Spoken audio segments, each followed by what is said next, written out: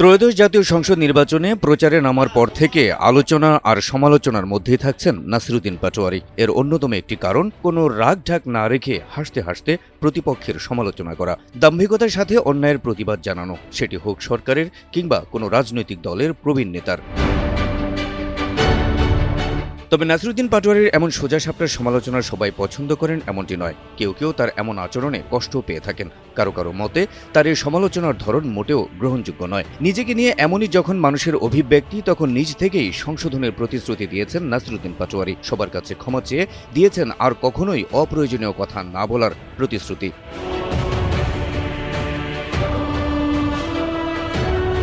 বুধবার ফেসবুক পোস্টে নাসিরুদ্দিন পাটোয়ারী লেখেন, গত কয়েকদিনে বয়োজ্যেষ্ঠ বন্ধু, রাজনৈতিক শুভাকাঙ্ক্ষী, মন্ত্রী, এমপি ও প্রিয় সহযোদ্ধাদের সাথে কিছু আন্তরিক কথা বলার সুযোগ হয়েছিল। নেক নিয়তে বরকতময় হোক আপনার টাকা।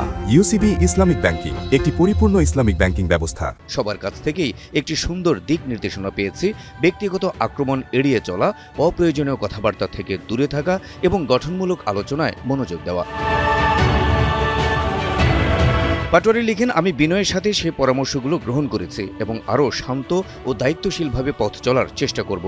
রাজনৈতিক, অর্থনৈতিক ও সাংস্কৃতিক অগ্রগতির জন্য নিজের সামর্থ্য অনুযায়ী কাজ করে যেতে চাই।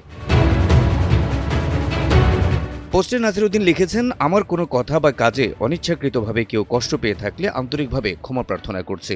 আপনাদের দোয়া, ভালোবাসা ও পরামর্শ আমার পথ চলার শক্তি। শরিয়া ভিত্তিক আধুনিক ইসলামী ব্যাংকিং। ইউসিবি ইসলামিক ব্যাংকিং একটি পরিপূর্ণ ইসলামিক ব্যাংকিং ব্যবস্থা। জাতীয় নাগরিক পার্টির নেতা নাসিরুদ্দিন পাটোয়ারী ত্রয়োদশ জাতীয় সংসদ নির্বাচনে ঢাকা ৮ আসনের প্রার্থী হয়েছিলেন। সে আসনের প্রতিদ্বন্দ্বী বিএনপির প্রবীণ নেতা মির্জা আব্বাসকে নিয়ে নানা সময় তীর্যক মন্তব্য করে সারা দেশে আলোচনা সমালোচনার জন্ম দেন তিনি। তবে ভুল বুঝতে পেরে নিজের মধ্যে সংশোধনের মানসিকতা তৈরি করার বিষয়টি ইতিবাচক বলে মনে করছেন নেটিজেনরা।